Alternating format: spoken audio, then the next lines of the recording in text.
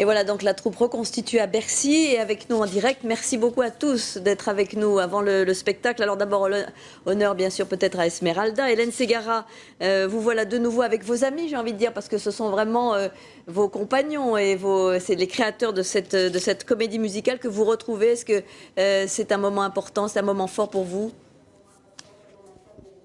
Je crois que ce projet existe à la base parce qu'il y a cette complicité, cette tendresse entre nous. C'est ce qui a fait que voilà, qu'on s'est retrouvés et qu'on se retrouve avec autant de plaisir et de joie.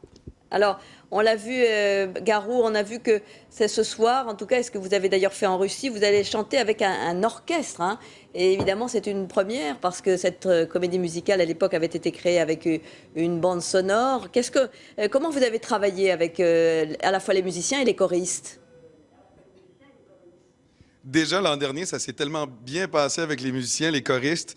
Nous, on a revisité les chansons. Ça nous a magnifié l'envie qu'on avait déjà de se retrouver, nous, mais de retrouver maintenant les chansons. Et là, il manquait un petit quelque chose, c'était de ramener toutes ces belles personnes de l'Ukraine, les ramener ici, à Paris, pour faire ce spectacle et partager tout ça avec le public français à Paris, où tout a commencé. Alors, Patrick Fiori, on peut dire en quelque sorte que cette comédie musicale Notre-Dame de Paris avait signé, j'allais dire, une sorte de départ de ce genre en France. C'est vrai qu'on avait peu de comédies musicales et ça a été un des premiers succès. Est-ce que vous pensez qu'il faut défendre vraiment ce genre de spectacle ? Bonsoir Claire, bonsoir tout le monde. Je pense qu'il faut absolument défendre ce genre de spectacle et surtout, on est tous plus ou moins, même dans nos carrières respectives, issus de cette comédie musicale-là. Donc c'est pour ça qu'on a accepté ce nouveau rendez-vous 13 ans après et surtout dire aux gens que ça va être 3 rendez-vous exceptionnels. Déjà pour nous, de le faire à Bercy, c'est exceptionnel.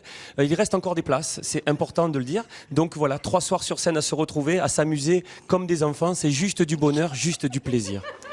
En tout cas, on voit déjà que vous vous amusez beaucoup. Ça a été... C'est bien. Garou, on se souvient que pour vous, ce rôle de Quasimodo, au fond, avait été une sorte de lancement, de rampe de lancement.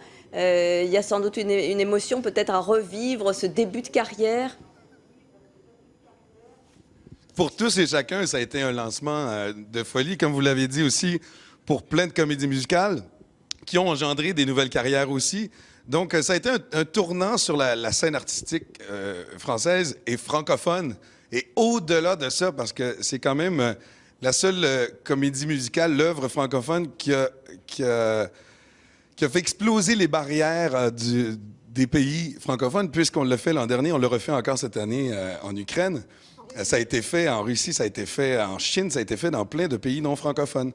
Donc, je pense que c'est une fierté. Ça a démarré nos carrières, mais ça a démarré tellement d'autres belles choses. Et c'est ce qu'on célèbre ce soir et demain et après-demain. En tout cas, on est très, très heureux de vous avoir eu quelques instants en duplex, évidemment. Donc, rendez-vous est pris pour Bercy demain, ce soir, demain et encore dimanche. Merci à tous et à toute la troupe de Notre-Dame de Paris. Merci beaucoup. Fin de ce journal. Tout de suite, c'est après le 20h, évidemment, avec Nicolas Canteloup et son ami Nikos Aliagas. Et puis, ce sera le bulletin météo de Catherine Laborde. Ensuite, Koh-Lanta, présenté par Denis Brognard. Demain, pour l'information, j'aurai le plaisir de vous retrouver à 13h et à 20h. Très bonne soirée sur TF1. À demain.